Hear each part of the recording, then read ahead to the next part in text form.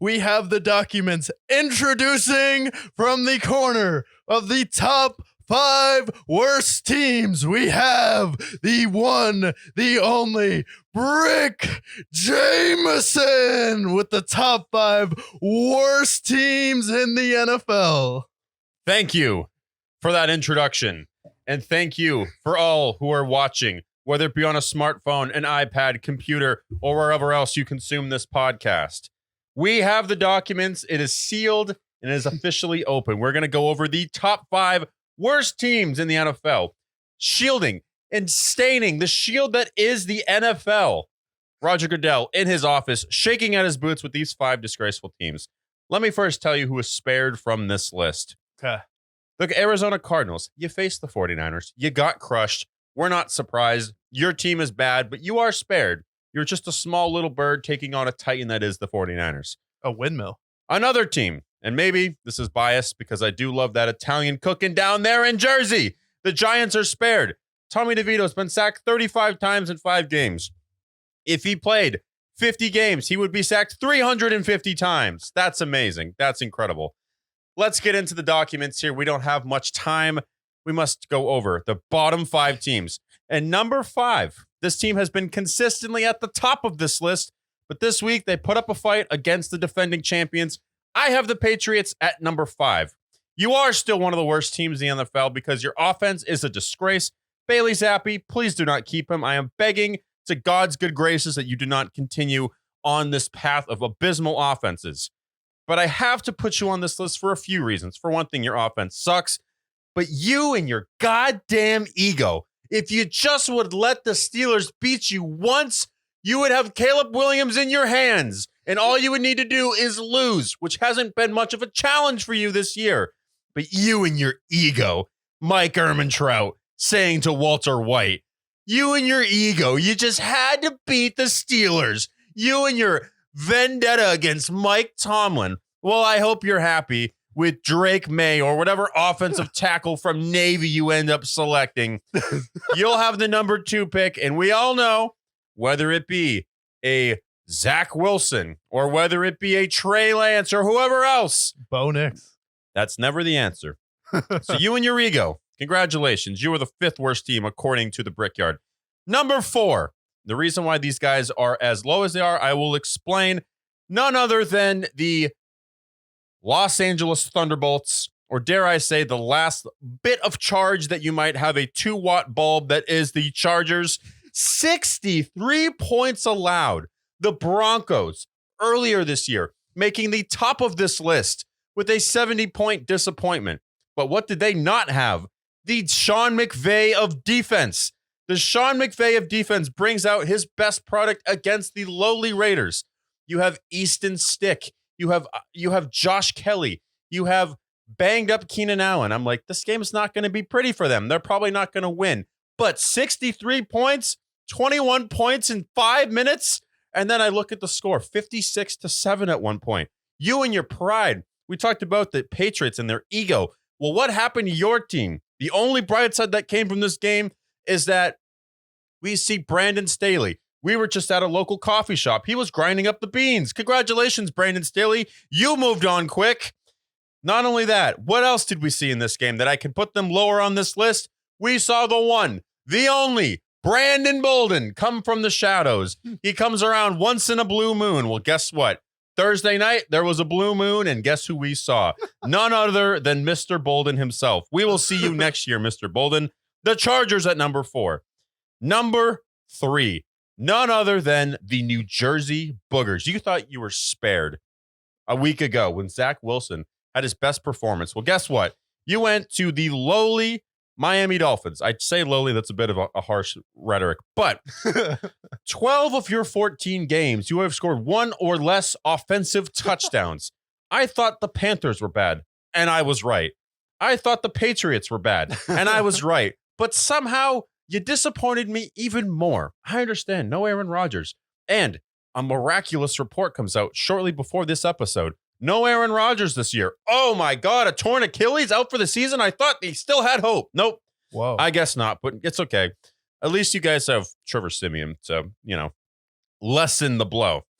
Number 2, on this list. This team would normally be spared in the history of the worst top fives, but I make the documents and I know what is the truth. The Panthers, you are still one of the worst teams in the NFL, if not the worst. You finally beat the Atlanta Falcons. You scored 9 points. You were offering tickets for as low as 45 cents to get into your game, and yet you still had an attendance below 100. That's impressive. Your team is such a joke that even just a scrubbing together 2 quarters was not enough for it to be worth sitting in the torrential downpours of Carolina with David Tepper sitting in the sweet box. That was not enough to see your lowly Panthers win their second and only 2 wins of the season this week. But nothing could be worse than the worst team, according to the Brickyard podcast. Yes, that's right. The team. You're making me sick already. The team that lost to you. The team that lost to the worst team. Who has been the worst top team the last 12 weeks. That's right. The Atlanta Falcons. Now, why are the Atlanta Falcons at number 1, you might ask? First of all, you lost to the worst team. Therefore, you are worse than them. You couldn't muster 10 points to beat the lowly Panthers. You decided in the offseason, no, Lamar Jackson, I like you. You're cool and all. You know, arguably the greatest running quarterback of all time, MVP winner. But we have Desmond Ridder. Says who? This is something that even a high school coach would go, yeah, this guy's going to make our team better. Well, how much better would they be with Lamar Jackson? I'll tell you what they'd be. They would be in the playoffs right now. Not only that, we look back to the 28-3 team, and it has not been the same since. And you wonder why. Well, they had this report of them artificially adding noise to their stadium, and then you look at their owner. This guy looks like if Ratatouille became a mob boss. The Falcons. Arthur Blank. Look him up. He looks like a mouse. Are they still doing crowd noise? Jesus. They are still doing crowd noise. Mercedes-Benz Stadium. The highlight of the Falcons since the 28-3 loss was hosting the Donda listening party. And other than that, your franchise has been losing. And now, banking on Desmond Ridder for your future with Arthur Smith, who looks like a cop at this point, get over yourselves. You guys are now officially the worst team, according to the Brickyard. Most accurate, most confidential, documents sealed. Documents are sealed. I have a few takeaways from that list. First off, the Chargers should rename, instead of the Chargers, they should be the Los Angeles Energizer Bunnies and put them in some pink uniforms until they learn to play their ass off. And then I had no idea that the Falcons were still doing the noise pumping. I thought they got busted for that. I thought they lost a draft pick, and I thought they learned their lesson there. And then 45 cents for an NFL game. The Patriots suck in New England, and it's still about $180 at the cheapest. You're looking at Chargers tickets, and it's still $150 to park there. And you're giving away 45-second tickets, and you said it was below 100 people there? Yep. How? In an NFL stadium, you have less than 100 people there? I mean, I feel like even if you had a Macklemore halftime show, you'd have more people there. Yeah, even a DaBaby concert at this point would sell out more than that. Yeah. It's bad. Carolina stays losing. And it's like, what else is there to do in Carolina? Like, the Hornets suck. They're not going to see the Hornets play. Yeah. And it's like, you couldn't rub together 2 quarters to watch the game? Get a free NFL experience? I guess it wasn't worth it to watch a 9-7 abysmal performance. They could have seen Desmond Ridder, a guy who they put above Lamar Jackson. Yeah, apparently he's better than Lamar Jackson, according to the Falcons. Yeah, we don't want him. We got the return of Josh Freeman. Wow, what a great guy. Josh Freeman wearing Desmond Ridder clothes. Yeah, but that's crazy. That is crazy, but we also have some other documents here, some other teams that we need to go to. We just talked about the team that stained the NFL shield, the team that makes Roger Goodell turn in his grave and panic because he doesn't know how can the Atlanta Falcons be this bad. Why are they still pumping crowd noise in? The Los Angeles Chargers can't get out of their own way without a generational talent in Justin Herbert, and Roger Goodell is just turning over in his grave. But some other teams that aren't going to make him turn over in his grave is going to be the top 5 teams according to the Brickyard podcast.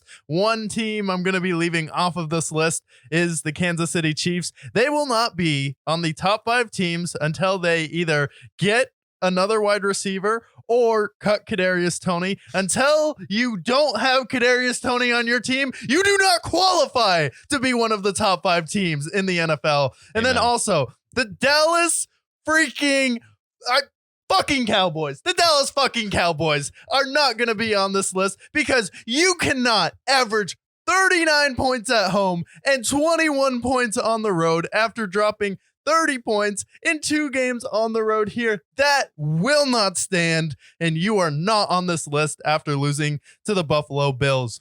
But we have at number 5, one team that no one is going to see coming on this list, one team that no one wants to see coming into their home stadium in the playoffs this year. That's right. No Joe Burrow, no problem. The Cincinnati Bengals are going to be here at number 5 with Jake Browning. What have the Cincinnati Bengals done? Oh, yeah. They go to Jacksonville, destroy them, not destroy them, but they go on the road. After a tough first game for Jake Browning, he struggles out of the gate versus Pittsburgh, but that's a tough division rival to be your first start with TJ Watt and Alex Highsmith. Then he outduels Trevor and CJ Beathard for the time being on the road when everyone is counting them out. But wait, you still have a guy named Jamar Chase. You still have Tyler Boyd, who made one of the most ridiculous catches of the season to win the game in overtime. You still have T. Higgins, who one team would love to pay this year, and you now have your running backs are starting to come forward. Your rookie running back playing well, Joe Mixon playing well, and your offensive line is starting to come around. Zach Taylor, the most underrated head coach in the league, who everyone thought Brandon Staley would be as a head coach, but no, it's actually Zach Taylor and Lou Anarumo on that coaching staff. And that defense has been really good. The loss of Jesse Bates has hurt them at times, but they did a really good job drafting. And right now, I would pick them to beat the Kansas City Chiefs if they matched up in the first round right now, because for starters, they don't have Kadarius Toney on their team, and they also have Jamar Chase. And I think Jake Browning has been well enough where the Bengals are either in the conference championship or the Super Bowl, so they have earned that respect to be on the top 5 list this week. At number 4, you thought they were dead. You thought they lost to Chicago and they were just going to go away. Everyone counted them out and they're like, oh, they can't do anything this year. Wrong. They destroyed the Denver Broncos' hope of making the playoffs this year. They shattered the relationship between Russell Wilson and Sean Payton, and they've done that to a couple teams this year where they made them hopeless. How could we lose this badly to the Detroit Lions when we're supposed to be in the wildcard race? We're only a game back from the Chiefs. Well, I'll tell you what happened. Jared Goff happened with 5 touchdowns. Sam Laporta happened with 3 touchdowns in this game, absolutely breaking out, and the best running back duo coming together happened with David Montgomery. Jahmyr Gibbs. Is one guy going to be on the field? Is the other guy? Some inconsistency. Now they're on the field at the same time, and now we're running it out of the backfield with Amon-Ra St. Brown, Jameson Williams, Dan Campbell on that team, and they don't go on the road and absolutely fall off a cliff. They play well on the road. Well, they'll go dominate New Orleans and then they'll come back home, and off of a loss, they have come out firing this year. Jared Goff had some turnover issues, but I feel like they are right at number 4 right now. Then you ask, who is number 3? Well, I'll tell you, the Baltimore Ravens on Sunday Night Football, going to Jacksonville. I thought that would be a real test for both teams, and I would have flipped either team each way, but the Baltimore Ravens go on the road. You have one of the best defenses in the league. Kyle Hamilton, 6'4" safety. That's going to be a problem for a lot of guys. He's someone you could put on a Travis Kelce. And then you have Patrick Queen at linebacker. You have Roquan Smith, arguably the best player at his position. You have Ronnie Stanley, arguably another player who's the best player at his position. And then you have Lamar Jackson, who arguably this season has been the best player at his position, whether it's running the football, knowing when to run, having a better pocket presence this season. And I was really worried, what are you going to look like without Mark Andrews? Well, likely you're gonna look still really good because Isaiah Likely is a baller here, and then you still have players like Odell Beckham Jr. who's stepping up, and Zay Flowers, and you have a coach with Super Bowl experience, and you're the number 1 seed in your conference right now. So right now I have the Ravens at number 3.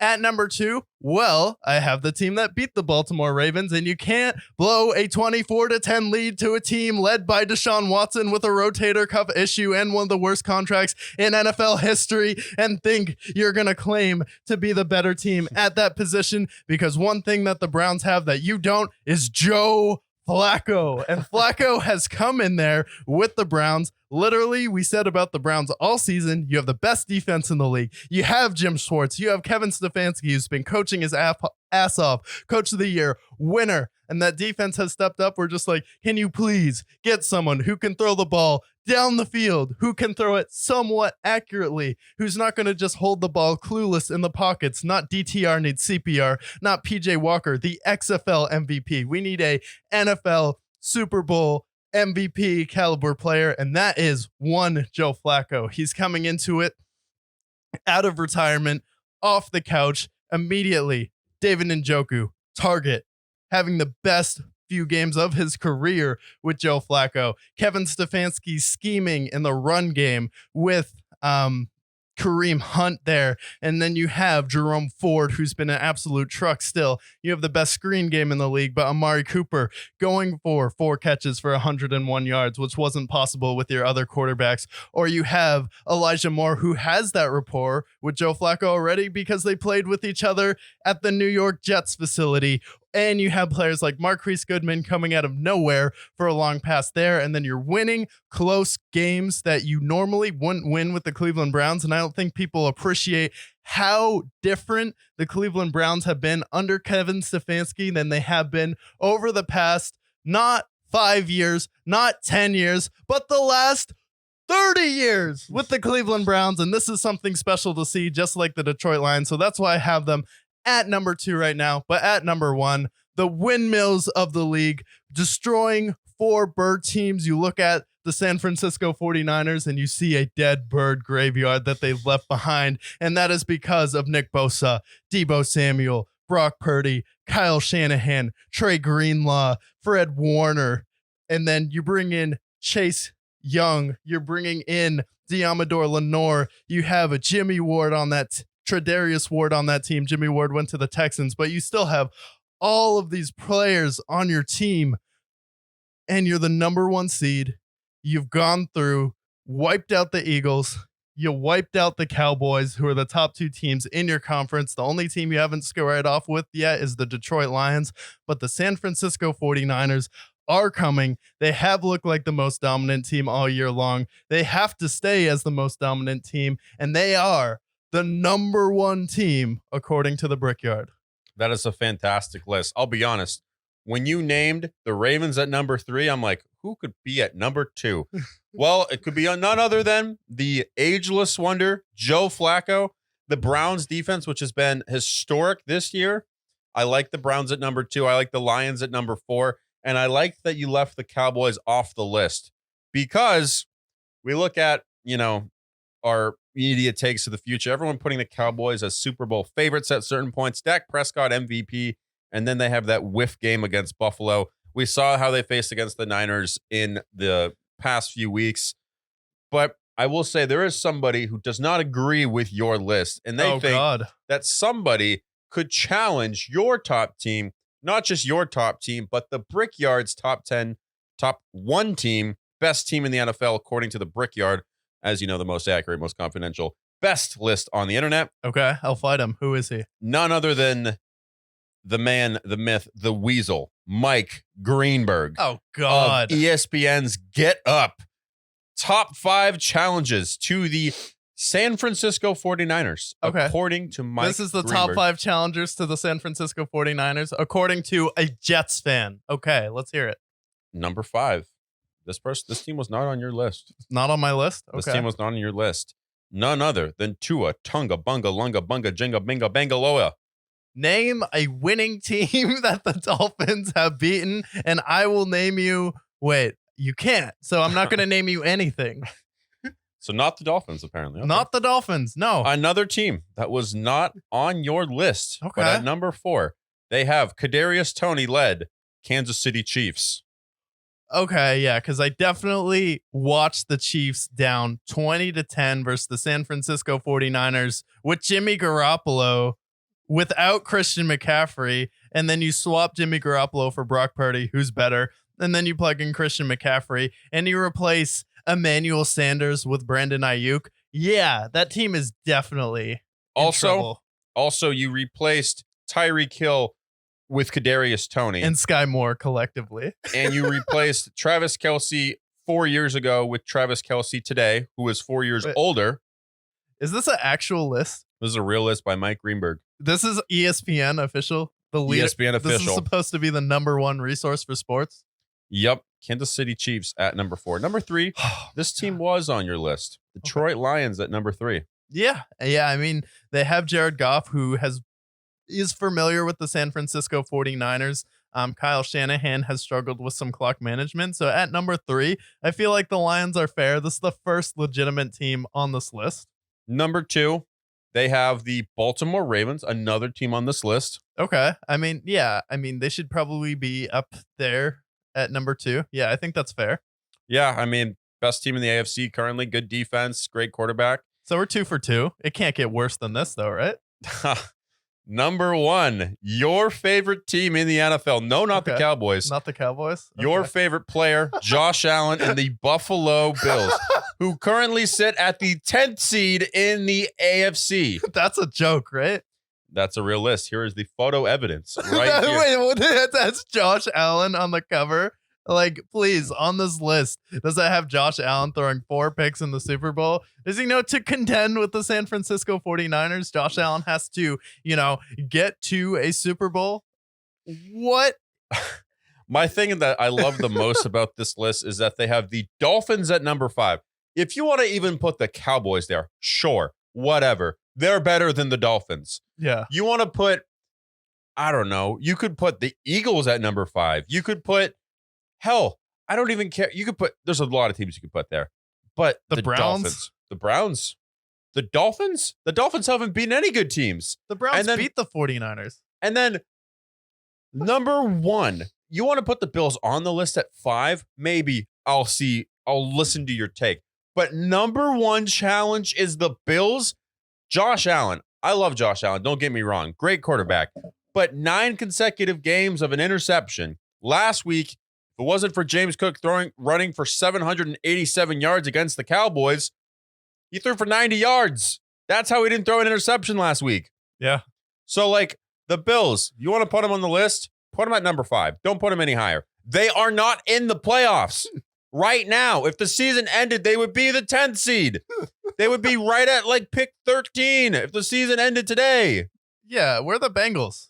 Where are the Bengals? Where are the Browns? We're the Bucks. They're actually in their own conference, and they actually have a chance of matching up with the San Francisco 49ers. The Bills have next to a 0 chance of facing the San Francisco 49ers. And if, in fact, they do face the San Francisco 49ers in the Super Bowl, I will go ahead and eat 50 Boston cream donuts on the show if that happens. That will be a sight to see. But I won't have to see it because it's not going to happen because there's a chance. And, maybe we preview the AFC, NFC, see if they have a chance to make it. I know their schedule gets easier. The question is less of whether they'll face the 49ers in the Super Bowl. It's whether they'll even make the dance as a whole. Yeah. Mike Greenberg stays losing. How do these people get paid to spew this nonsense, though?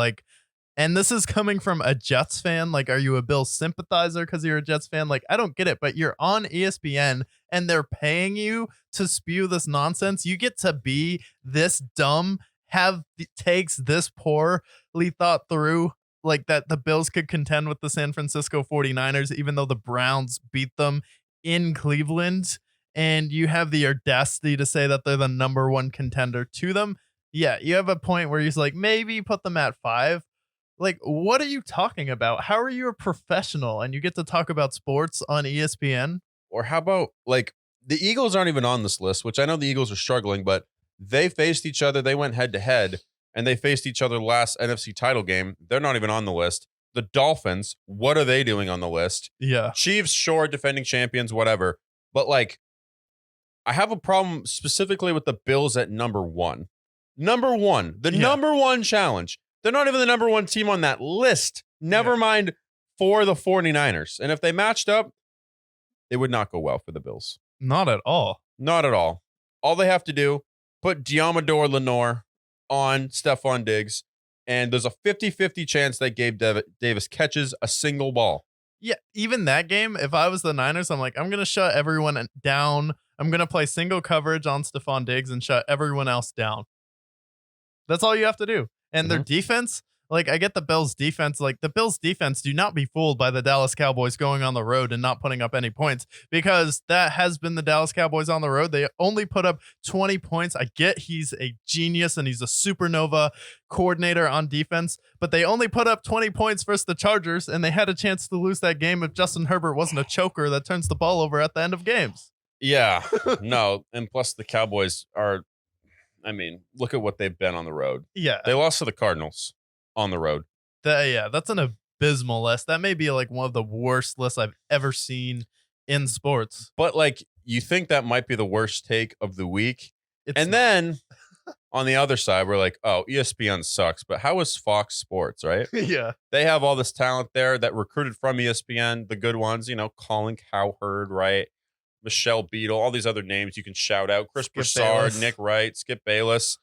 And then they also recruited this man, Jason McIntyre, which I know you're a big fan of. So why don't you take over the reins here? Yeah, so Jason McIntyre has struggled throughout his career to find a home because he's not a host of a show, and he's not particularly being a good at being a host because he's struggling to get his podcast at the volume with the support of Colin Cowherd off the ground here. If you look at any of the comments, people have been clowning him, and then he's rotated on shows like First Things First, and then Joy Taylor leaves the herd. And the best thing about Joy Taylor and the co-host before her, I think it was Christine Leahy. Yeah, it was. Yeah, Christine Leahy is Colin Cowherd. I love him, but he has a little bit of this dork where he can get a little bit too self-indulgent. And then Joy Taylor, Christine Leahy, they would kind of bring that dork down on the show.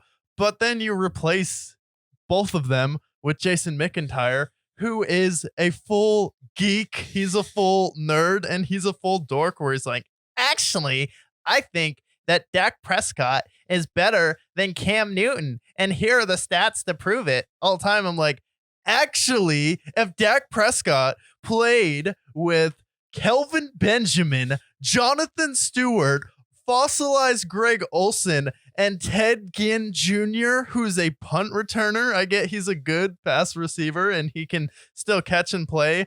And I think it was not Curtis Samuel, Devin Funchess. Yeah. If that was his cast in Carolina, please tell me that he's gonna make the playoffs with that team with Ron Rivera as his head coach. You are absolutely and utterly out of your mind. And if you think he's going to go 15-1 with all of those players on the same team without CeeDee Lamb, you are also, again, out of your mind. The thing that he did is he looked at the passing numbers, which if you were comparing him to, I don't know, a 2000s quarterback, like you want to compare his numbers to Peyton Manning or Drew Bledsoe or Drew Brees or whoever it is, sure, maybe you want to make that comparison. But what is Cam Newton famous for? Him, Michael Vick, Lamar Jackson, Jalen Hurts, these other guys, they're known for their running. And what did he do that year that he forgot to mention? Oh, I don't know, ran for 800 yards. He had 15 touchdowns on the ground? Yeah. He has the most rushing yards of any quarterback in NFL history. We forgot about that, which is weird. Let's look at Dak Prescott's rushing numbers compared to Cam Newton. Let's look at the talent around him. His number one receiver ever was that 1 year with Kelvin Benjamin. That 1 year. Notice when I mention certain players and I say that 1 year. 1 year wonder, Kelvin Benjamin. Jonathan Stewart, that 1 year. He had Christian McCaffrey, the end of his career, before he really came into Christian McCaffrey. Not only that, offensive line compared to the Cowboys, it's not even close. Receivers. His worst number one receiver, that being Dak Prescott, was maybe end of his career Dez Bryant. Maybe. But then it was CeeDee Lamb, Amari Cooper, two guys who will be Hall of Famers someday. He's still at Zeke in the best O-line in the league. And not just Zeke. Prime Zeke. Zeke going into the Turkey Bowl, after a 4-touchdown performance. Jumping into the Salvation Army bucket. Exactly. Like, We're talking about prime Zeke Elliott. We're talking about, top running backs of the decade. He's on that list. Jonathan Stewart, where is he on that list? He's not even mentioned because remember that 1 year with Jonathan Stewart? It's not even close. Barely. It still felt like they were scraping and crawling for every single yard with Jonathan Stewart. It wasn't like he was this magical running back that was really good. It wasn't even like to the same level as one of DeMarco Murray's best year with Dallas, but like Cam Newton, his best receiver was Steve Smith, senior at the end of his career, and Steve Smith still had some juice in the tank, but the fact that he was able to bring that team to the playoffs, like the fact that you shouldn't even be comparing Cam Newton to Dak Prescott because Dak Prescott hasn't even gotten past the second round of the playoffs yet. And then also he was defending this take all week, and he's been like on X, on Twitter. You have a really bad take when you see the guy trying to argue with people all week long, like, and you can tell it's like bothering him that he thought he came to the office. He's like, wow, I have this really good take, and it's going to be that Dak Prescott's better than Cam Newton. And all these shows are going to be like, this guy is a genius. He took a dual threat quarterback and a passing quarterback, and he only compared their passing numbers when one of them had no help and the other one had a top 5 wide receiver, O-line, and running back in the league. Who would have thought? That's crazy. And then you also have him when he's arguing this take all week. He's like, well, I don't get why everyone's saying that Ted Ginn Jr. is just like a scrub. It's like, that's like saying, well, Jacoby Jones isn't like a great wide receiver, but he's like a good player to have on your team. It's like no one's saying that Ted Ginn Jr. or Jacoby Jones aren't really good wide receivers, but your punt returner, like, no, your punt returner is not going to be a number 1. And Ted Ginn Jr. is like a really good 4 to have on your team with 3 really good wide receivers. So that's the thing. Ted Ginn was his number 1.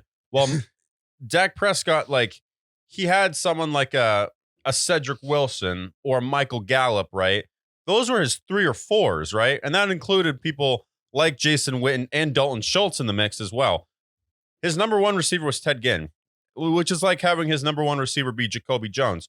2 guys who are solid, but it's like, it's not quite to the level when you can also lean on Amari Cooper. You can lean on CeeDee Lamb. You can lean on Dez Bryant. You can lean on Zeke Elliott. Brandon Cooks. Well, now you can lean on Brandon Cooks. It's like, it's not quite the same when you have generational wide receivers. Guys that when you talk about best receivers of the decade, the 2010s, you can mention Dez Bryant. You can mention Amari Cooper.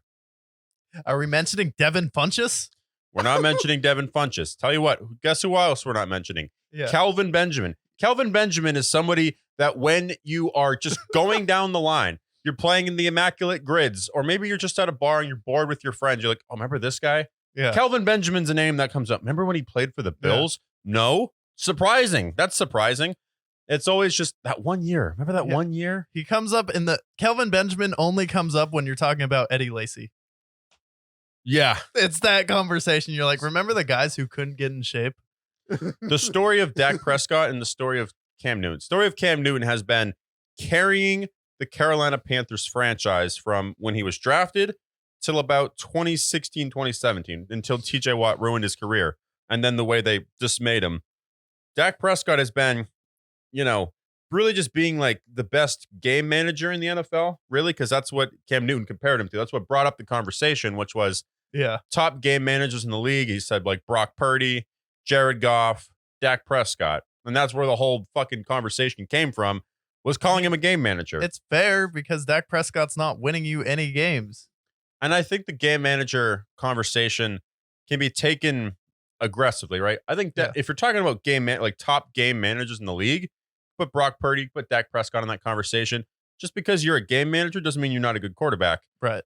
But like, we can have, what's the eye test, right? You and I, 2020 vision. Right now it's 2024 because it's about to be a new year. But like, there's a difference between Patrick Mahomes and Lamar Jackson. Yes. And Brock Purdy and Dak Prescott. And it's obvious. Because look at what Patrick Mahomes is doing with less than stellar wide receivers. Although it's a down year, still Patrick Mahomes. Look what Lamar Jackson did when his number 2 was Willie Snead. And then look at what Dak Prescott is and what Brock Purdy are with all that talent. Yeah. It's not really close. Yeah, even if you put Dak on the Ravens. Ugh. Yeah. But I would argue if you put Dak on that Carolina team, you're not making the playoffs. They're probably 7-9. You're probably 7-9 with that talent. I mean, Dak had Amari Cooper and CeeDee Lamb the same year and couldn't get it done. Yep. Like, at some point, you have to step up here, make a Super Bowl. Cam Newton was carrying that team on his back. The defense was really good. You had Luke Kuechly, Thomas Davis Sr., Josh Norman at the time on that team. But at the same time, I've seen plenty of really good defenses not make the playoffs, especially with really bad weapons. And Cam Newton, he had Greg Olsen, but it's like playing with Patriots wide receivers. It's playing like with the wide receivers of the Titans right now. Like if you put Dak on the Titans, is he bringing that team to the playoffs? Maybe. Yeah, I think maybe they're like slightly. I think they're probably like 7-10, 8-9. I think Dak Prescott is a good quarterback. You could say I think he's an above average quarterback. Yeah. But saying that he's in the same conversation as Cam Newton, when we talk about top quarterbacks of the last decade, he had a period of time, like a 4-year stretch where he was just carrying that franchise. And look what they were before him and look where they were after him. Yeah. They were second on the worst teams of the NFL this week. So what does that tell you? Yeah, no wonder his completion percentage was so low. People are like, well, his completion percentage was 59 one year. It's like, yeah, when you're throwing to Kelvin Benjamin, Devin Funchess, and Ted Ginn Jr., your completion percentage is probably going to be pretty low. And then even with that, he was still better than Dak and took his team to a Super Bowl. And won an MVP. Yeah, and it's like, can we write the story of football without Dak Prescott? We'll see how his career plays out. But yes, can we write it without Cam Newton? Absolutely not. You can't talk about 2016 without him. No. I remember 2016 very well. 2015, yeah. 2015, the year of Cam Newton, took over the sports world, took over pop culture. Yeah. He became the Russell Westbrook of the NFL. Yeah. And in a great way. And, you know, I kind of wish they did end up winning that Super Bowl, but either way, he cemented himself as an icon at that point. And you went 15-1 in a division with Atlanta, who made the Super Bowl next year. And then also Drew Brees and Sean Payton in that division as well. Exactly. And they ended up, you know, kind of falling off relatively quick, but it was because, I mean, look at the talent that was around him. And then also some injuries that piled up. Yeah. Yeah. I don't know what they were thinking. Usually it's Nick Wright that fills in, which Nick Wright, he grinds my gears with how he's like a Chiefs mega fan, so whatever. And then his LeBron, like, delusion about LeBron James. But like, other than that, his takes are fairly sound and reasonable. Jason McIntyre's take was like, you forgot the most important part of the whole issue. Exactly. You put the whole picture there, you put in the rushing yards as well. Those numbers are not close. Yeah.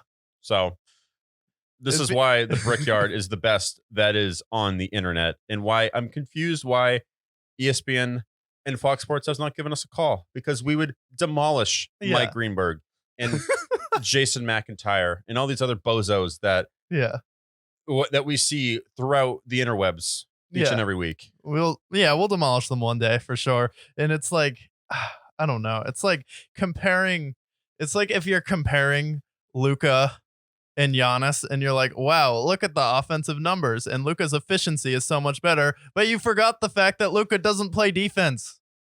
Yeah. Like, there's this thing called defense that Giannis does, like, oh, but he's so much more, like, he shoots so many more threes than Giannis. Like, that's great. But is he a modern day Shaq on defense, and did he dominate an entire final series, and does he struggle with hustling back on defense? Yes. Well, Giannis is one of the most dominant players and a defensive player of the year winner in the NBA. It's ridiculous. Yeah, I agree. Speaking of the NBA, though, talking about a team that is just down on their lonesome. This, you know, we've seen the city of Detroit, right? Yeah. You've seen the Lions, who have been terrible for 60 years, not since JFK's head was intact, and not since the Red Wings were raising up championship banners back in the 90s. Yeah. Now, in the legal year of 2023, The Lions are at their best. The Red Wings, Yeah. tell me about it in the comments. I don't really know. Lions literally reducing crime in Detroit. Reducing crime, but not reducing abysmalness in the town of Detroit with the Detroit Pistons, who have lost 24 straight games. They have not won since October 28th. And I'm stunned. They have Cade Cunningham, Jaren Duran, James Wiseman. I'm stunned. Tell me, as a person who is a casual NBA fan, how the Pistons are so bad when they have a number 2 overall pick in James Wiseman, Jaren Duran, Cade Cunningham. What's wrong in Detroit, and why are they so bad? Yeah, well, the city of Detroit, even when they made it to and won an NBA Finals, they didn't necessarily have stars. They're like the famous team that proved you didn't need a super team to win it, and they're like, okay. And then they also hired their head coach, who was kind of a sacrificial lamb. Looked like he was going to be his last stop. And Monty Williams is now the head coach of the Detroit Pistons there. And then trading for players like James Wiseman, it seems like any bigs that were rejected throughout the league end up in Detroit. I remember the famous team where they had Moose Monroe, and they had Andre Drummond, Rodney Stuckey, Brandon Jennings, and Tayshaun Prince at the end of his year. Not the best team, but Detroit, it seems like they're just good once every 20 years, but they haven't been the same since the Bad Boy Pistons. And this is a team that's just continued to lose, and they can't get out of their own way. It's like every single time they have a top draft pick, they pick the wrong player, and then every single time they're the worst team in the league, the NBA draft lottery screws them. So if it's anyone's fault, it's those damn ping pong balls. Yeah, because I remember, picking like Emmanuel Mudiay or picking, and I look at this roster today, like, you want to name some of the biggest busts of the last couple of years. Most of them are on the Pistons, right? Okay. Marvin Bagley, who was taken ahead of Luka and Trae Young, number 2 overall pick. Okay. We got Cade Cunningham. Where does he rank? Who knows? Jalen Duran. Killian Hayes, who efficiency-wise is one of the worst in the NBA. Don't they have the guy that was supposed to entice LeBron to stay in Miami on the team? I have to look through this team, but I believe so. We're talking about Shabazz Napier. The UConn legend. The guy who passes the name test. Absolutely. Yeah. And then we have Jaden Ivey. Who knows? Well, that'll go here. And I feel the worst for this one man here. I feel bad for Joe Harris, because Joe Harris doesn't deserve get him this. out of Detroit. Get him out of Detroit. He played in a number of different teams, and he's been a good shooter everywhere. Get him out of Detroit. Yeah. He doesn't deserve there. Like, I'm glad that he can cut the lead to 56 with the Pistons, Yeah. Get a big 3 when it matters. But then also we have Bogdan Bogdanovic, what he's been. Kevin Knox, another bust. Oh, on the that Knicks player. Yep. Oh, Isaiah Stewart. We got, this team's a disaster. You know what they should do? Nikki Haley, front runner for president. Put the bomb. Don't put it in Ukraine. Don't put it in the Middle East. Put that right in the center of the Pistons Stadium. Make sure you evacuate, of course. We don't want the city of Detroit to. Yeah. Just put it there and just unleash the nuclear bomb and clear out the Detroit Pistons organization. Get rid of the manager. Get rid of the general manager. Get rid of the owner. Get rid of all these draft busts. They can be erased from NBA history and nobody will know. And then we'll start again. Yeah, because at this point, they are toxic waste. They are toxic waste. Yeah. The Simpsons. You've seen the Simpsons movie. You saw what happened. They had to put a giant bubble around the city. Well, that's about to happen around the stadium that is in the Detroit Pistons Stadium. Even Cleveland bounced back now without LeBron. They're actually kind of good now, which wasn't the norm. It's like, if we can see Cleveland, Orlando, they're stepping up this year. Yeah. The Hornets, at least they took LaMelo. The Wizards learned from their mistake. They're moving to Virginia now. So that's cool. That's but nice. as Nikki Haley said in her famous ad, we need to finish them. Yeah, we need to finish the Pistons. Yeah. Dick Cheney and heels. Get the job done. Get the job done. Just go out there and finish them. Yeah, the Detroit Pistons, they have to be the worst team. Well, they won a championship, so they can't be the worst team in NBA history, but like of the decade, all decade worst team. Yeah. Like this Well- roster would stack up against any atrocious roster. Well, their number one's Cade Cunningham, which Yeah. I never see him play honestly. So you can tell me in the comments whether he's amazing and I'm sleeping on him or not, but I don't think I am. 43% from the field does not entice me to say that I'm wrong. But now, I mean, the record for longest losing streak is the 2015 Sixers with 28 games. They are 4 games away from the all-time record. Do you see that happening? Yeah, I could definitely see that happening. I'm rooting for it. I feel like Detroit deserves it. It's like a give and take. Like, oh, the Lions are finally good after all of these years, but that just means the Pistons are gonna suck for the next century. Well, think about it. What happened in 2008, right? The Pistons, they were competitive. They had Chauncey Billups and Tayshaun Prince and Richard Hamilton. At that same time, The stock market crashed.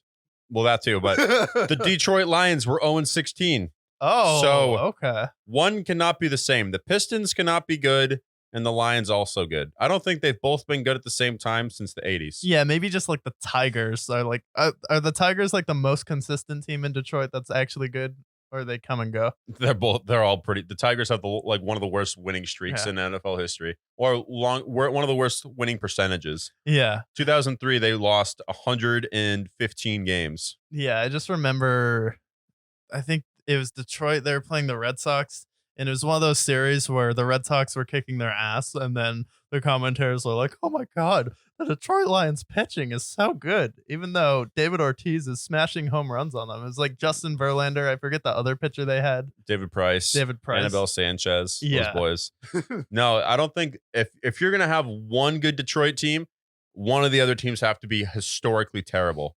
Yeah. That's the only way. And if the Pistons have to be the sacrificial lamb for the Lions to win a Super Bowl, feed them to the dogs. Nikki Haley, you can have them. You can do whatever you want with them. You can finish them. Finish them. Dick Cheney in heels. Yeah. We will figure this out, but I will sacrifice the Pistons if it means the Lions will make it to the dance. Yeah, Pistons, step your game up, though. The Lions are literally out here reducing the national crime average in Detroit because they're good.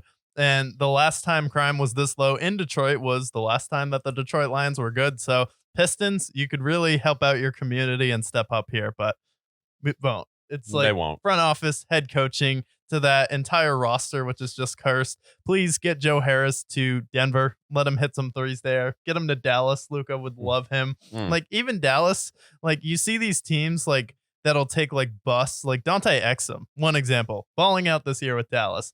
But as soon as a player like that goes to Detroit, you get worse. It's like just getting pulled down to the bottom. Yeah. Like the fucking monkey barrel in Toy Story, where they start to like drag you down and then you get pulled up. Like, okay, I get to have fun now with Luka and Kyrie. In Detroit, it's like, no, we're just dragging you all the way down and you're going into the trash compactor and then you just get eviscerated like the end of Toy Story 3. Yeah. But I think we've bullied the city of Detroit and most importantly, the lowly Pistons enough. Yeah, So I say we preview the AFC and NFC playoff picture and then preview the games and see how things could shake up in week 16 in the NFL. Just 3 weeks remaining in the NFL. And currently we have the Browns as the 5 seed. I believe the Bengals are the 6 seed and the Colts are the 7 seed with a couple of teams looking on the outside in. Yeah, getting the playoff picture pulled up right here. But yeah, we can go over top to bottom the teams here and then say if we think they're gonna stay there as the 1 seed or if they are going to move down. So let me see. So I know number 1 is the Ravens. Do you feel the Ravens are going to lose that 1 seed or does it feel pretty locked up? Yeah, the Ravens feel like they have that 1 seed locked up. Especially with Miami. Miami plays some tough teams coming up here. So I think it would be fair. Baltimore has been the best, most consistent team from start to finish this year. So I think number 1 is fine for Baltimore to stay there. Yeah, I feel confident there. They've been the most consistent. There's a couple of games that they lost that they shouldn't have, where on the other side, I feel like most of their wins have been justified. They've been the best team in the AFC. I think they deserve to keep it there. So I think they will. Plus, I believe their schedule is pretty easy from here. Yeah, and then this is where it gets extremely interesting in the AFC because the Dolphins minding their business, like, yeah, It's fine. We're all good here in Miami. Sun is shining. We're 10-4. We're leading our division. But wait, we play the Dallas Cowboys and we play the Buffalo Bills. And if we lose both of those games, we could potentially lose out on our division and have to go on the road. Not only are they going to have to go on the road, which is where they have struggled this season, but they are going to have to face a winning team. And they haven't done that since they beat the Bills last year in Miami. Can you see the Buffalo Bills claiming the AFC East from the Dolphins? I can, because the Bills, before they face the Dolphins, faces the lowly Chargers, bottom 5 team according to the Brickyard, and the Patriots, another bottom 5 team according to the Brickyard. So the Bills ideally beat those two teams. By then, the Dolphins have lost the game, and they're ultimately going to have a winner takes all AFC East. And I do think the Bills are going to probably beat the Chiefs, the Dolphins at that point. Mm-hmm. So I do think that the Bills are going to surpass them. So would that put the Bills as the 4 seed? I believe so. They'll be 10-7. I don't think the Chiefs are going to fall below the Bills in seeding. The only teams, it might be the AFC South as the 4 seed. Yeah, because the Jaguars, I think the Bills can do it. I think if the Dolphins go out there at home and beat the Cowboys, they're going to win the division. But if they lose that game, I think momentum would be on the Buffalo Bills side. They struggled early in the season and kind of took some time for them to get going. However, the Miami Dolphins defense has been playing better. And with Tyreek Hill and Jalen Waddle, I just think Miami would beat Buffalo in a situation like that, because then Buffalo would have to go a few weeks there without being tested. So it'll be an interesting situation, but I feel like I'll have to ride with Miami for now. Yeah, I just don't trust them against. So I haven't seen them beat a winning team yet, so I can't put my arms around them yet. They've played better throughout the season, but this is their true test. It's kind of similar to like the Bills, how they've been the last few weeks, where this is their big test. These next 3 games are the big test for the Dolphins. If they can beat the Cowboys and or the Bills, then I can put my arms around them. Yeah, with the Bills, for me, it's like the Kansas City game. The Chiefs arguably could have won that game, and it was a struggling Chiefs team that went on to struggle against the Patriots. And then you had lost some games, and it kind of hope looked dead. And then you figure out this run game versus the Dallas Cowboys, who have been horrible on the road here. I just think in Miami, it's going to be a tall task, and I can't fully wrap my arms around the Bills right now because they have been disappointing this season. Even though they have rebounded and they're 8-6, it's still not the Buffalo Bills team of years past. So I have to stay consistent here, stick with Miami and the MVP and Tyreek Hill. Yeah, I think they're both teams that we very deservingly have our doubts with.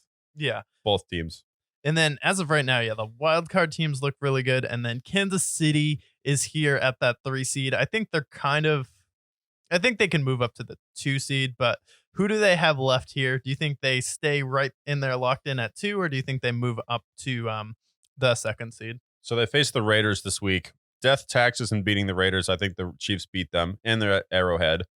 Then they face the Bengals on New Year's Eve. That's a potential loss for sure. And then they face the Chargers week 18. They should go at least 2-1. Yeah. And that would put them at 11-6. So I think that would put them, if the Dolphins were to lose, then at that point, I believe the Chiefs would go to the 2 seed. I think the Chiefs will probably be the 2 seed. No, because if they're 11-6 and the Bills theoretically win out and they have to make the playoffs, then the Bills would have the tiebreaker. So then they would be the 3 seed. Yeah. Okay. Yeah. The Bills would have the tiebreaker there. So the way the Chiefs would be the 2 seed is if they beat the Bengals in 2 weeks. Yes. And they have to. I think the Bengals win that game, though. I feel more confident in the Bengals currently with just the amount of momentum they have. They're playing with house money. Yeah. They have nothing left to lose. And then let's fully vet the Jaguars. Who do they have left? Are they going to miss the playoffs, or are they going to still win the division? So they face the Buccaneers this week.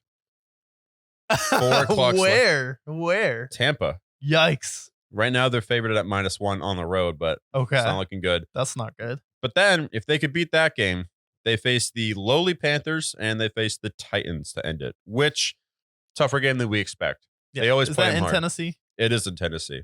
That's not a lock. They struggled to beat Josh Dobbs last year at the end of it, but I do think you probably lose to Tampa. Tampa just has more momentum at this point, unless Trevor Lawrence decides to not have the same stat line as Daniel Jones. But yeah, Trevor has like had one good game. He's banged up. He's playing hurt here, but the Jaguars have just kind of been missing that extra pizzazz, that extra oomph this season, and they played very well, but they haven't been spectacular, and they've never had those awe-inspiring moments. Even the Texans win in Houston, they had to scrape and claw versus a team that shouldn't even be in the same conversation with you, and you end up only beating them by 3.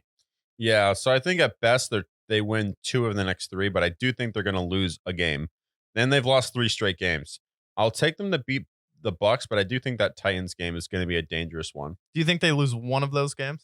Absolutely. Okay. They're going to probably go 2-1. So who do the Colts have left? Because this is the Colts have to have a better record because they lost both games to Jacksonville. First week, they faced Taylor Heineke and the lowly worst team in the NFL, according to the Brickyard, Atlanta Falcons, with Ratatouille as owner. In Atlanta plays better at home, but the Colts, come on now. I think the Colts are a better team. Yeah, they're Colts on fire, too. They should beat them.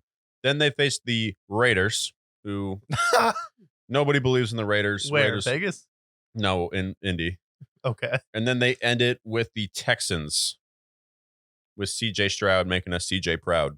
Yeah, they annihilated the Texans last time they played them, though, and that was in Houston.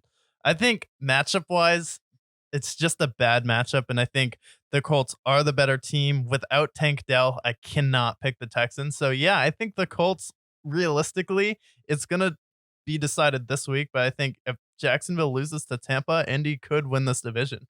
And then we'll look at the Texans real quick, because I do think they have a tough slate ahead. I want to see them, finish with a winning season, but this week they face the red-hot Joe Flacco-led Browns. It is in Houston, but I do think the Browns will win that game. Yeah. We'll preview that in a few minutes, but I think the Browns win that. They look like they're pretty much locked into the wild card number 5 seed.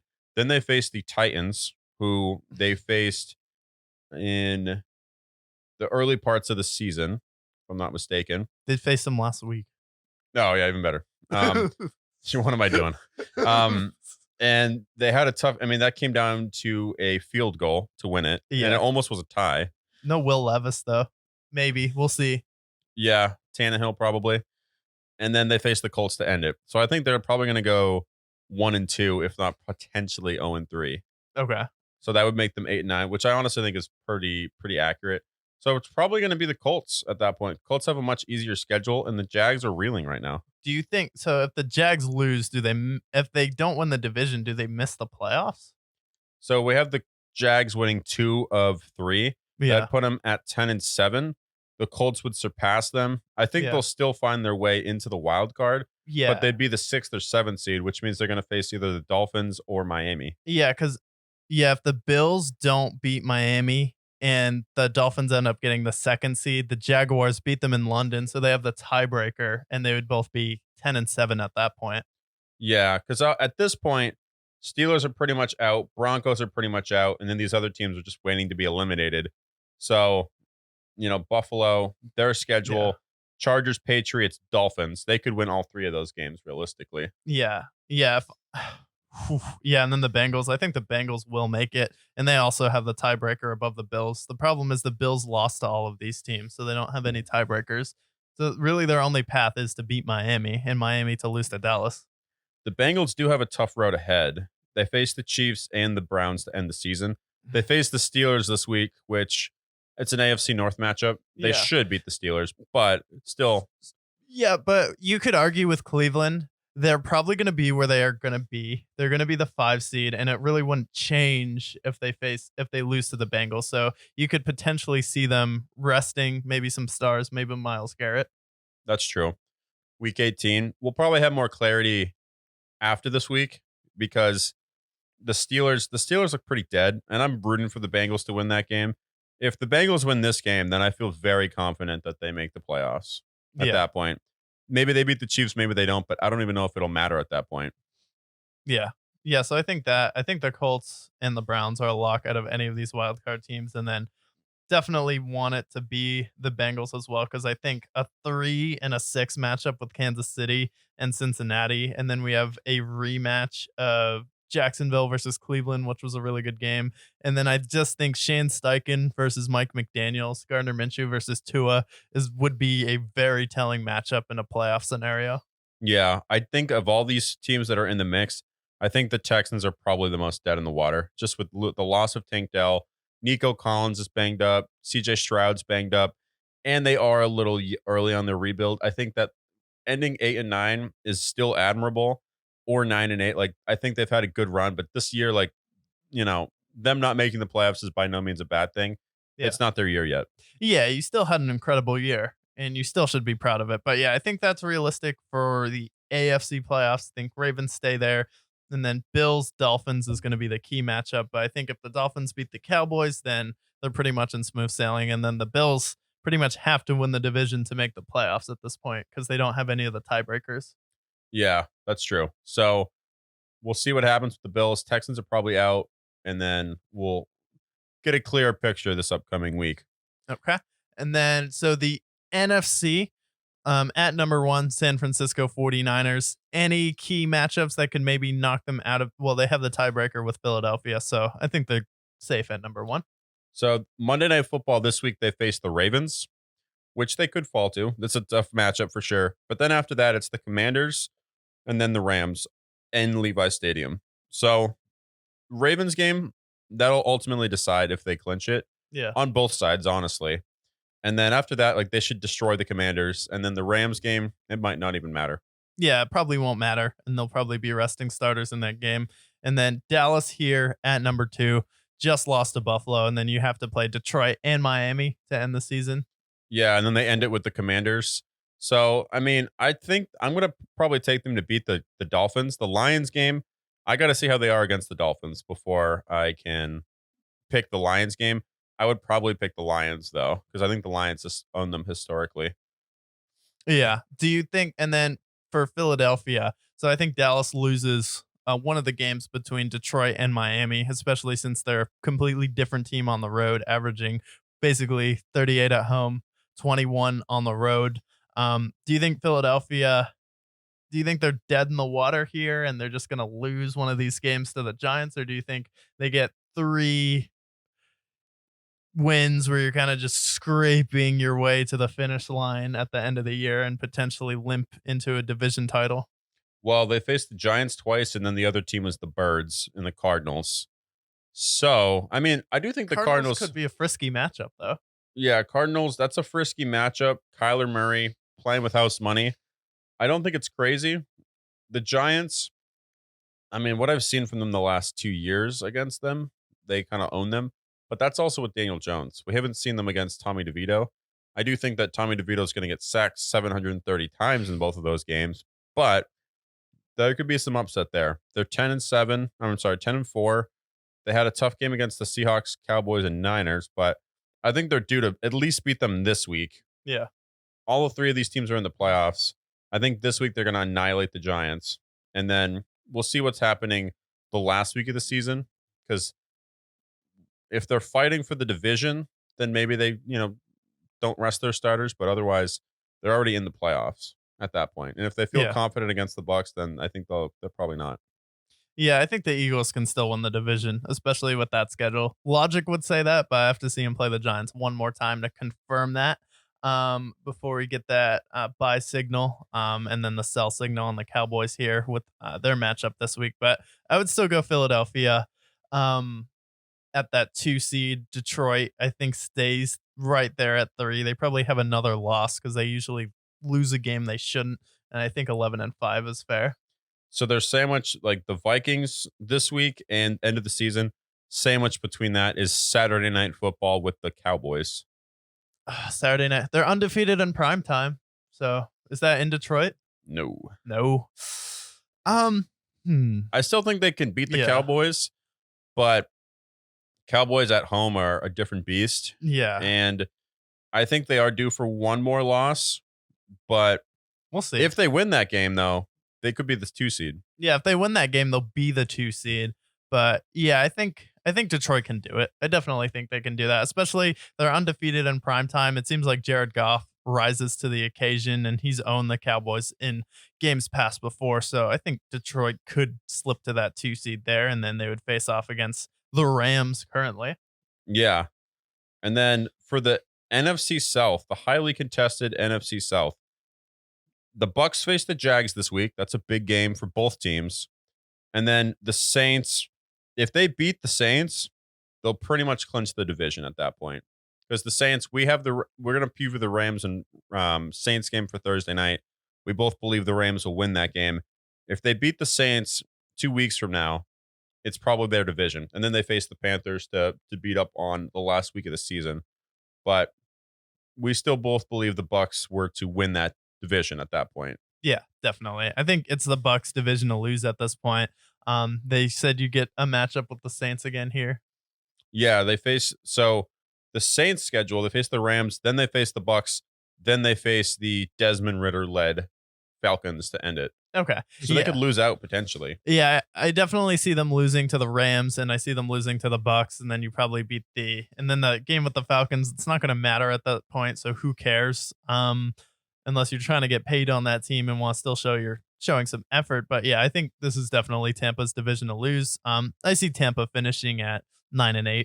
9-8's fair. And then I've just looked at the Falcons schedule. They're going to probably lose to the Colts this week. Who cares? And then the Falcons. Once when they lose to the Colts this week, then it's like the Bears and Falcons, like they're out at that point. They can't be 6-9 and win that division. Do you have some more of that crowd noise? Yeah, pump that crowd noise up, Arthur Blank. Yeah. Yeah, and then Vikings, who do they have left? Because we need to see them get out of the wild card race. So they won that 3-0 game. They lost to the Bengals. Now they face the Lions this week. The Lions probably have that circled on their calendar. They hate the Vikings. They probably lose this game to the Lions. Then they face the Packers. Probably lose that game. Probably lose that game to the Packers. Then they face the Lions again. Okay. Lions could be resting starters potentially, but assuming they're not, I think the Lions sweep them. Yeah, so if the Lions sweep them, they're out of the playoffs because then you have 10 losses. And then the Packers could still make it at that point. Packers are still in play. Or Seattle at 7-7. Who does Seattle have left? So I have the Packers pulled up real quick. They face the Panthers this week. They got to beat them. They have to. Then they face the Vikings. They have to win that game. And then they face the Bears. Packers still have a chance. They would have to be 9-8. Was that in Chicago? No, Lambeau. That's And guess who a tough game. owns the Bears? The Packers. The Packers. We saw what happened earlier in the season. Yeah. Seahawks. They're back in the mix because they beat the Eagles. They face the Titans this week. 1:00 game. They should win that. Then they face the Steelers next week. Tough game. In Seattle, though, I do not see the Steelers rising to the occasion on the road. Not even with Mason Rudolph. No. Then they face the Birds to end it. The Cardinals. The Cardinals. Okay. Well, you have to win that game. Yeah. So I think, I could see Seattle making it. They'll be 9-8. 9-8. Yeah. They're going to be right there with the Green Bay Packers at 9-8. Who has the tiebreaker? Between the two, I don't know if they face this year or not. I think the Packers might have it. Oh, the Packers beat them earlier in the season, so they would win. Okay, so the Packers would be in the playoffs, and then the Rams probably slide up to that 6th seed. Packers are the 7th seed, and then it'd be Packers, Cowboys. Oh, what an upset. Aaron Jones turning back the clock in that game. That would be electric. Yeah, so I think that the Vikings are going to fall out of it. It's either going to be the Packers or the Seahawks that eclipse them. Packers got to win out to do it, though. And then if it's the Seahawks, great. If not, then I think the Rams are pretty much in there. Yeah. And then the Eagles, Cowboys clinched that 5 seed. Okay. Yeah, I'm not mad at that. Not at all. I feel like that is good. And then right now, the AFC, it's probably the best matchups possible. Yeah. I wouldn't mind the Bills sneaking into the playoffs, but I do like the teams that are in the playoffs currently. I don't think the Texans should make it, though, at this point. No, definitely not. We'll see them next year, though, when they sign T. Higgins. Yeah, when they sign T. Higgins or trade for George Pickens. That would be sick. because they're not dumb like Patriots fans. They're not going to be like, oh, even though Tyquan Thornton sucks, he doesn't have a bad attitude when he doesn't get thrown the ball by one of the worst draft busts in NFL history in Mitch Trubisky. Or, I don't know, the guy who may or may not have dropped a specific word that you don't say to another man, especially the size of Myles Garrett, where Myles Garrett tried to hit him over the head with a helmet. Yeah, don't say the gamer word to Myles Garrett. That's not good. That's not good, but we did preview all the playoff matchups right now. So liking how it's taking shape in the AFC right now with the Broncos falling out of it. And with the Vikings, they have 2 games left with the Lions. So hopefully the Lions take care of business there. But it is now time to preview all of the NFL matchups this week. And they are more and more important as we go right now. More Saturday games. And then we have Christmas Eve and Christmas here. But coming out of New Orleans, traveling to LA as 4-point underdogs, we have the Saints on Thursday Night Football versus the Los Angeles Rams with an over-under of 45.5. Please, the city of Los Angeles, Skid Row, do us all a favor and take the Saints out of the mix. For God's sake, I do not want to see Derek Carr wreck in the playoffs. I do not want to see Jameis, Chris Olave, and all the other speedy receivers, no pun intended, on that team. Get them out of the playoffs. Rams, please, please, please beat the Saints. You're saying you don't want to see Rashid Shaheed in the playoffs? No. Do you even watch football? You're such a casual, bro. Such a casual. That's okay. Their punter's pretty great. Yeah, their punter's great. Yeah. Don't give me a break. Chris Olave, when he's not going 160 on the highway, he is pretty good on the football field. Yeah, when Alvin Kamara is not stomping people out in hotel elevators. Or when Michael Thomas isn't throwing bricks at other people's buildings. Yeah, that would help. But yeah, I have the Rams here as well. I just think the Saints at this point kind of suck. They're kind of demoralized. And then Derek Carr is like basically driving a 2002 Toyota Corolla. Just kind of dragging his way across the finish line. It's like when you try and speed up on the highway, once you hit like the 55 mile per hour, anything over that, the car starts to shake and you're like, oh, I may lose a tire or two here. Something's going to fall off my car. And that's where we are with Derek Carr at this point. So have to go with the Rams. Yeah, me too. Please, Rams, do us all a favor. Get him out of there. And then playing again on Saturday night, we have out of Cincinnati, the Bengals and Jake Browning taking on their division rivals and the Pittsburgh Steelers, potentially going up against Rudolph the Roadkill Reindeer himself in Pittsburgh. We have the Bengals at 1.5-point favorites in the Steel City. There are 3 teams that have to give me my Christmas gift, which is to end the Mike Tomlin winning season nonsense. And it all starts with Mr. Browning and the boys in Cincinnati with that home-cooked chili. Please do us all a favor. Beat the Steelers.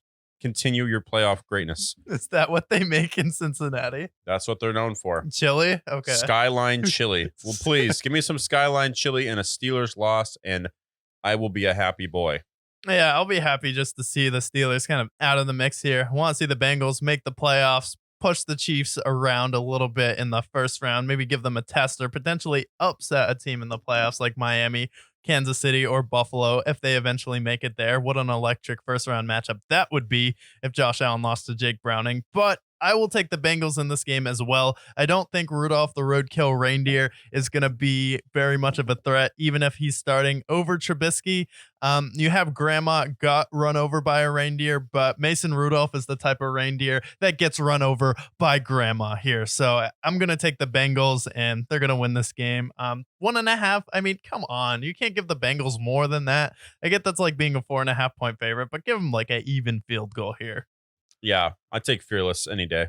Evan McFearless winning the game here. And then we have the Buffalo Bills. You got it. They're out of Buffalo. They're going to LA to take on the LA Pink Energizer Bunnies. Yeah, that's right. They're hopping with their cottontails here, tucked between their legs. And the Buffalo Bills are currently surging right now to the playoffs, trying to make a push for the division, and they are 10.5 point favorites on the road in LA against the newly minted Energizer Bunnies.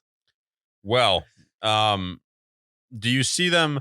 Is there any chance without Brandon Staley, they come out energized, ready to beat the Bills and upset their playoff chances without Brandon Staley? Kind of, yeah.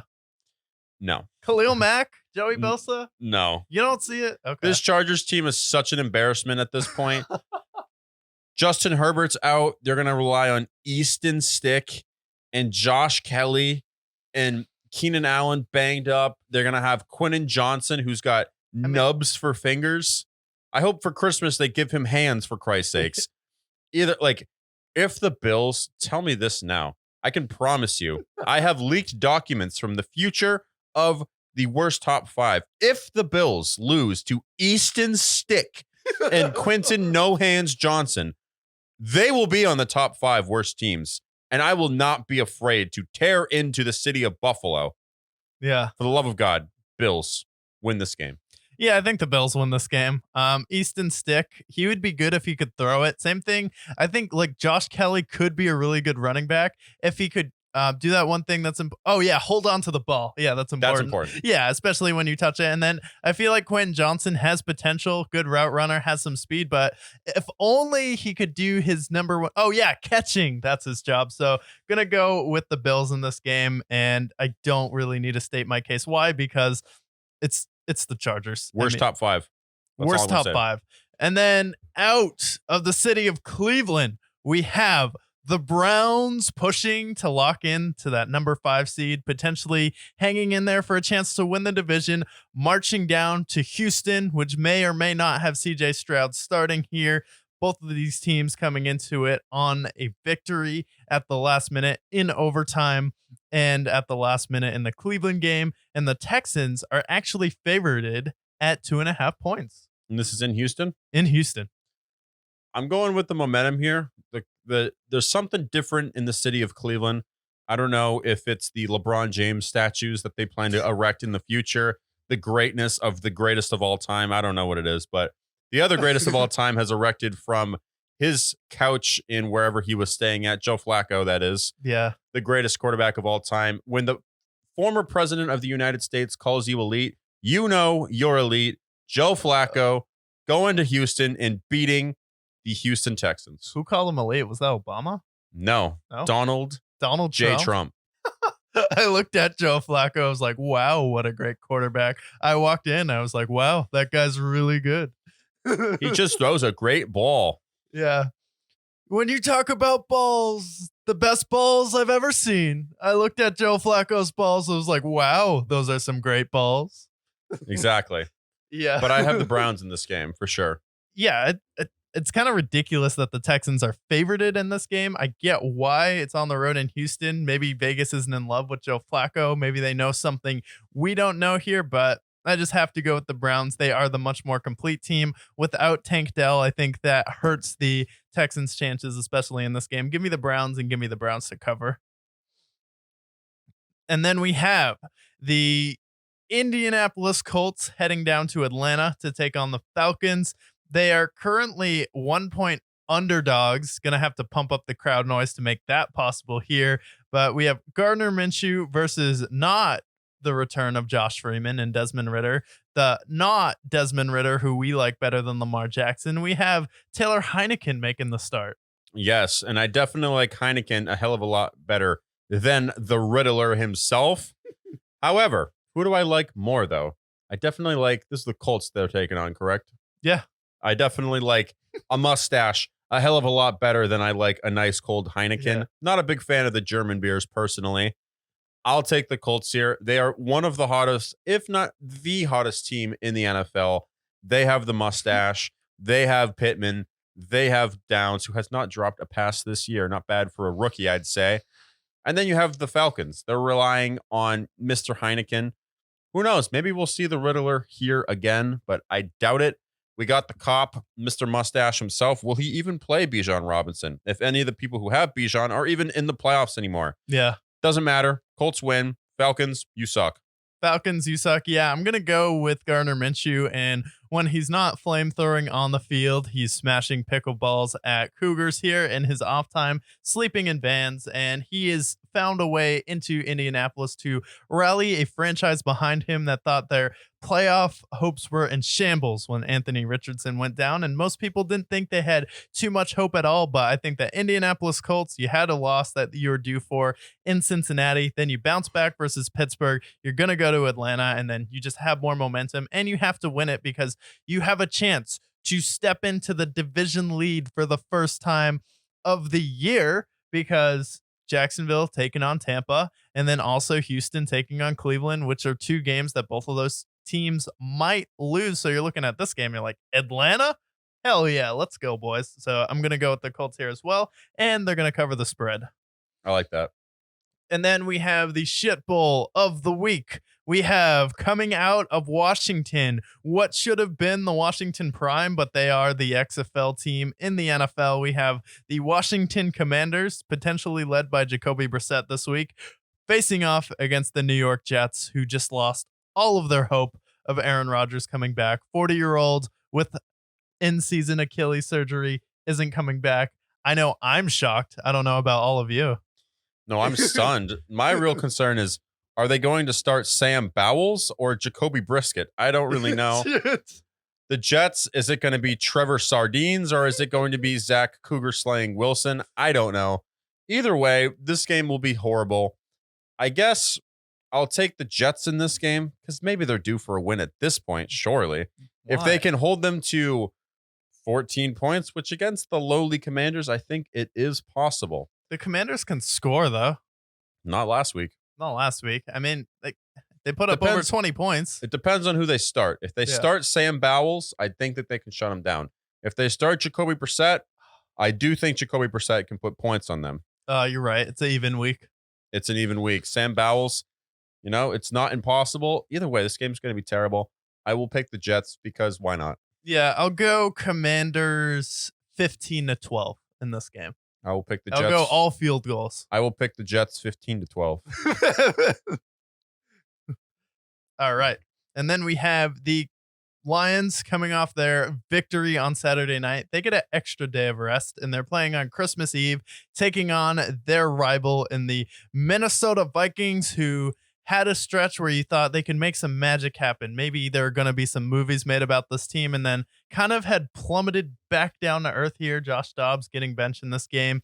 I think the Lions have a great shot. They are only favorited by 3 points on the road, though. Who do you like? So I know that these guys play really close historically, so I wouldn't bet on the spread of this game, but I can bet on the better team, which is the Detroit Lions. They have, maybe you've heard of him, Jared Goff, also known as Ken, also known as Ryan Gosling. You have Gibby on the backfield with Montgomery. You have Amon-Ra St. God. And best of all, who do they have at number 87?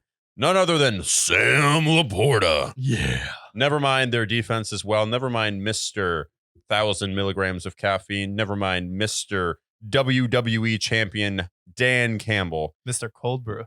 Mr. Cold Brew himself. On the other side, Nate Mullins. Am I supposed to get excited for him?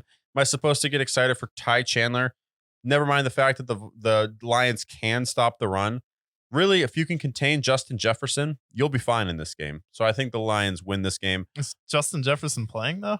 He had a pretty bad injury.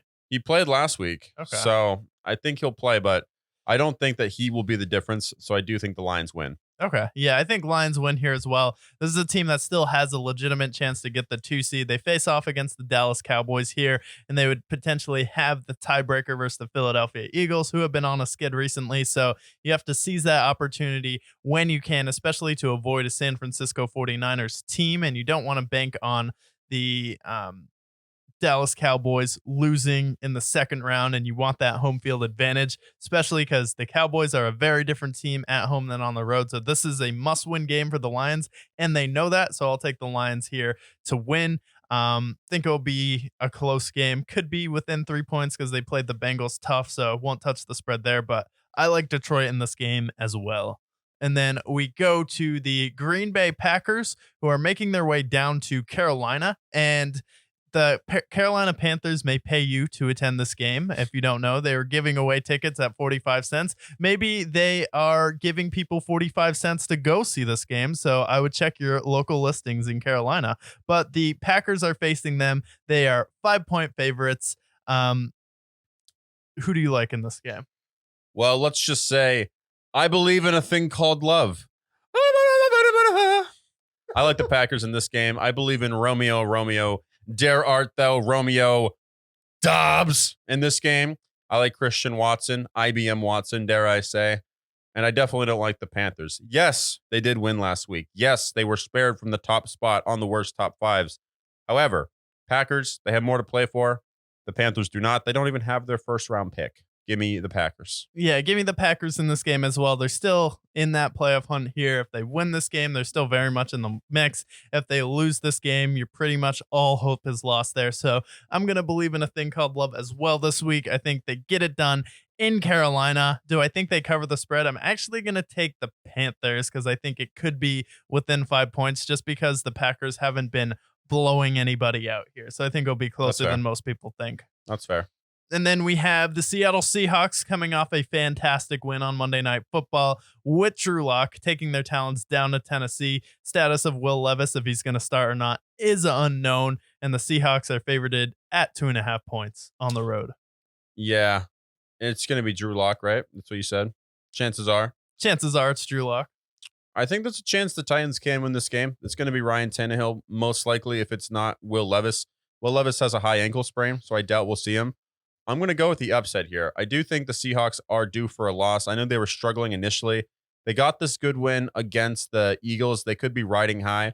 They could come out flat and lose to this Titans team. Titans team that still is well coached. I think I will take the Titans. I think the Titans could have an upset here. Yeah, Titans could have an upset here. We will see, though. I'm going to go with the Seattle Seahawks, though, because when in doubt, throw it to DK.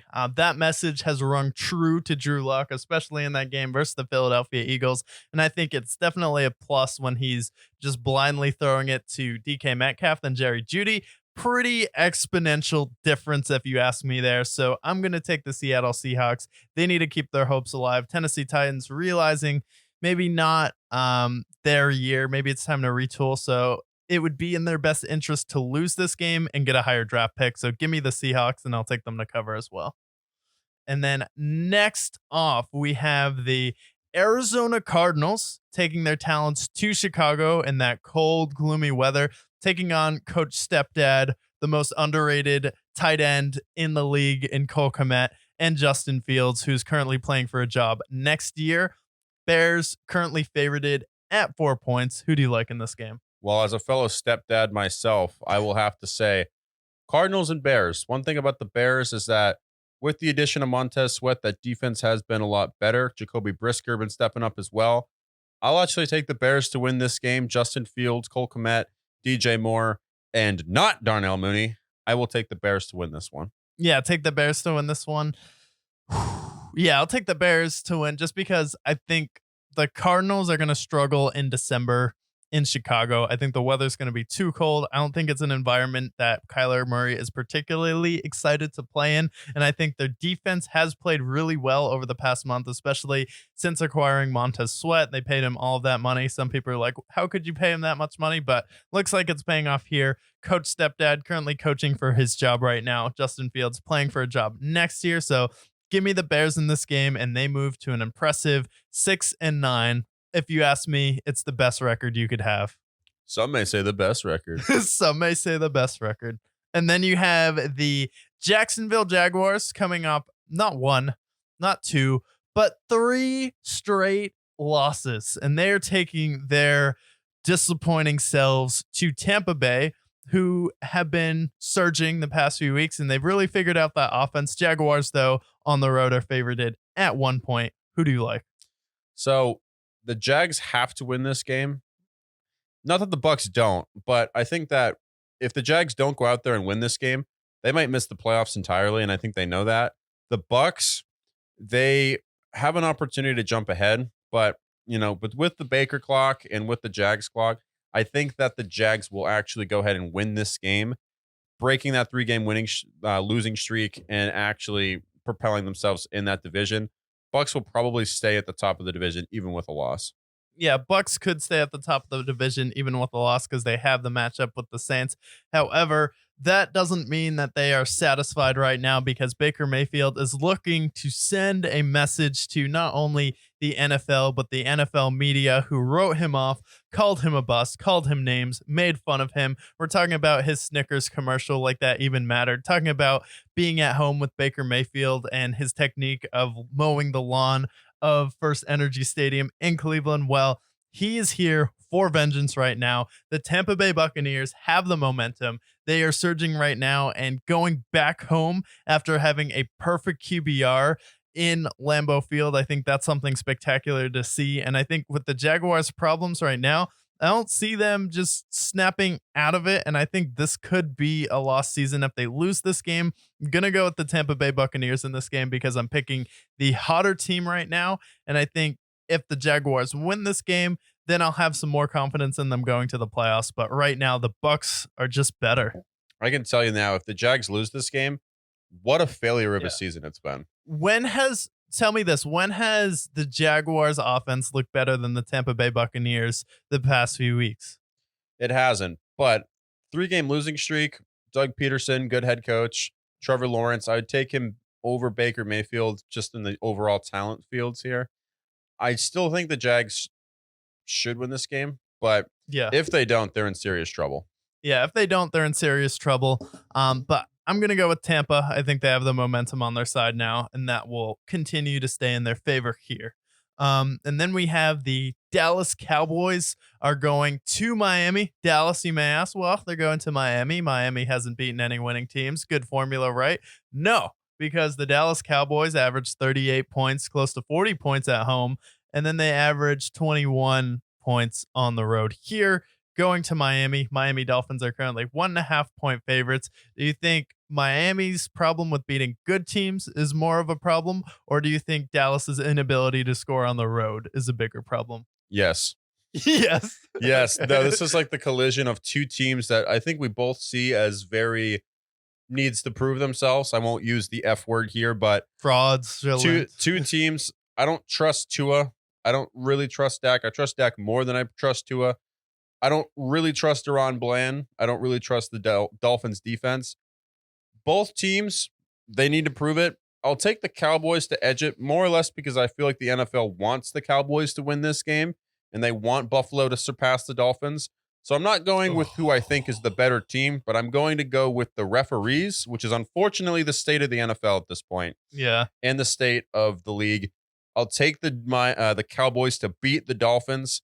Although I do see it kind of similar to the Chargers game. I'm going to go 2017. 2017. Give me Miami in this game. I just think Miami's better all around offensively. I think the play design is better. The Cowboys really need to prove it on the road and be a good opponent so far.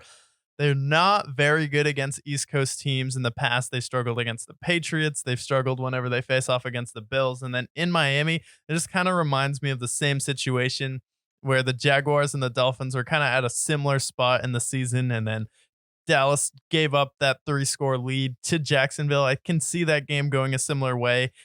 Give me Miami in this game, and I will go 27-16. 27-16. I don't think it'll be that ugly. But It could be. On both sides, though. But if Dan Greenberg can pick the Bills to be the number one competitor to the San Francisco 49ers, I can pick the Dolphins to beat the Cowboys. And that fair. take isn't as crazy. You're right. That's not as crazy at all. And then if you're wondering if you're naughty, if you were nice, the NFL is telling you you're naughty this Christmas Eve because you are not getting a great present Christmas Eve night. You're getting coal in your stocking for Sunday Night Football because we have the New England Patriots in Denver taking on the Broncos after Sean Payton blows up at Russell Wilson and after the Patriots are intent on blowing the number one pick here. This game they couldn't flex. They couldn't flex this game out of primetime. They flexed the Chiefs and Patriots game out of primetime. They couldn't flex this out of primetime. Yeah. Great. Broncos. Broncos got to win this game. Sean Payton, they were actually in the playoff mix. The Patriots want to lose. Broncos win this game. Why is this game on prime time? Why are think the the Patriots Broncos on win? prime? Huh? You think the Broncos win? Yeah, I don't. they should win. They should win. The Patriots should want to lose, and the Broncos But- should want to win. The Broncos are 6.5-point favorites at home. They're not going to cover the spread. No, that's a spread that loses teams games. And I think the Broncos, that was like a season shattering loss where if the Patriots are going to come out here and beat Pittsburgh, this is a team where Bill Belichick's like, oh, Mike Tomlin, I'll show up for that. Sean Payton, yeah, I'll definitely show up for that. I don't think you're crazy by any means, but Patriots, you should want to lose this game. You should not want to win anymore. If the Panthers win this week, you have a chance to have the number 1 overall pick, whether it be Drake May, whether it be Caleb Williams, whether it be Jaden Daniels. It doesn't matter. For your future, please, Patriots, lose this game. Yeah, I don't think the Patriots are going to lose. I think the Patriots are going to win this game in Denver and then officially end their playoff hopes. That's the hope here. It's not for me. Patriots, just know having the 4th overall pick and having the 1st overall pick is much, much different. Yeah. Yeah, it is. But you know what? It's the Patriots, so you're probably going to be right. Yeah, we'll see. I just have a feeling that the Patriots prime time Sunday Night Football, I think they can get it done. Bailey Zappi. Bailey Zappi. And then we have on Christmas Day, we have 3 red teams playing and a green team. That's fitting. We have the Kansas City Chiefs at home versus the Raiders. Chiefs are 10-point favorites. Yeah, they should be 30-point favorites. Not really. Give me the Chiefs. I'm not going to touch much into it. Yeah. 63-point game. Now they face a real team. They win. Yeah, I get the same here. I think the Chiefs win. Cover the 10-point spread. Sure, why not? Sure. And then we have the New York Giants facing off against the Philadelphia Eagles here at 4:30 on Christmas Day.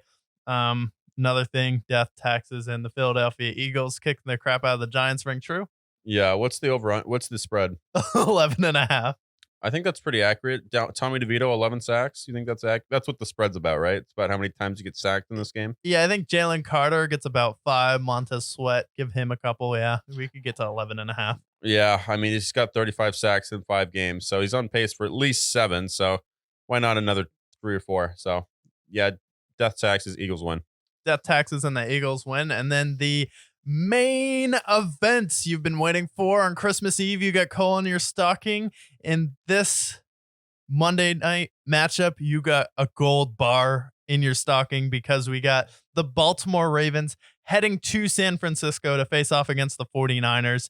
And the San Francisco 49ers have been a windmill, beating 4 straight bird teams, leaving a dead bird graveyard under their wings there. And they face off against another bird team. Kind of odd, 5 straight bird teams here, but they are 5-point favorites at home on Christmas Day. Do you think the Ravens can pull off the upset here, or do you think San Francisco continues to roll? That's a tough one. I think the Ravens could test them pretty well. Great defense, Lamar Jackson, hard guy to defend against.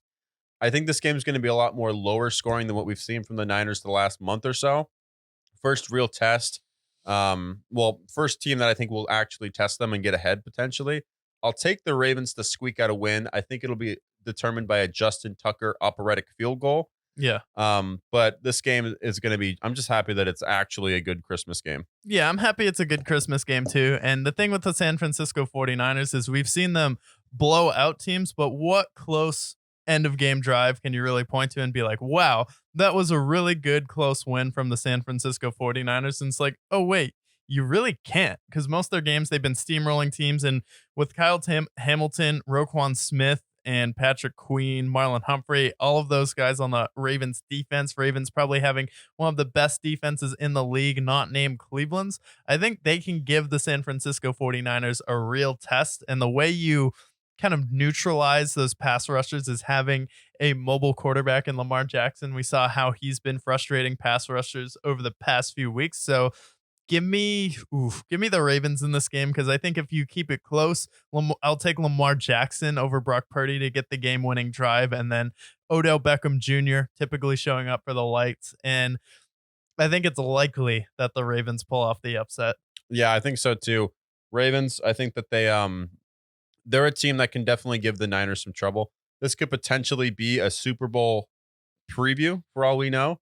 So Ravens take this game and solidify the 1 seed at that point. Yeah, solidify the 1 seed at that point. But that is the preview. You have been previewed with all of the games. You have been previewed for the playoffs. We have recapped some of the worst takes in the league that should frankly get some people fired and not have a job, especially at their respective networks. And then we also went over the Detroit Pistons seemingly sucking in a way no one thought was possible. Someone call up Nikki Haley. It's time to get Dick Cheney in boots over to the city of Detroit and take them out one way.